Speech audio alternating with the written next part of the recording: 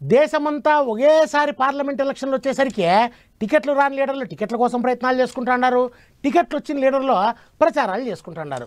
ఎట్టాగైనా ప్రజల్ని వాళ్ళ సైడ్ తిప్పుకునేదానికే రకరకాల ప్లాన్లు వేసుకొని ప్రచారాలు చేస్తున్నారు. అట్లాంటి వాటిలో మన ఏపీ లీడర్లు ఇంకరంతా ఎక్కువగానే ఉన్నారు. కావాలంటే చూడండి వాళ్ళ ప్రచారాలు ఎట్టా ఉన్నాయో.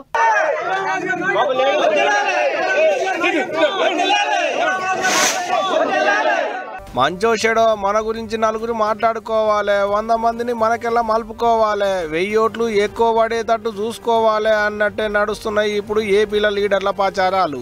అగో అట్టనే ఇప్పుడు పశ్చిమ గోదావరి జిల్లా ఉండి నియోజకవర్గం కేంచి సైకిల్ పార్టీ లేబల్ గా నిలబడ్డ మాజీ ఎమ్మెల్యే శివరామరాజు సారు ఆటో ఎక్కి ప్రచారం చేసిండు. అంటే ఇప్పుడు ఆటోనే అన్నకు ప్రచార రథం అయిందన్నట్టు. ఇట్టా అన్న ఏ ఊరికి ప్రచారానికి పోయినా రావాలే శివ కావాలే శివ అనుకుంటా ఎదురుగా పోయి ఎదుర్కొంటున్నారు పబ్లిక్.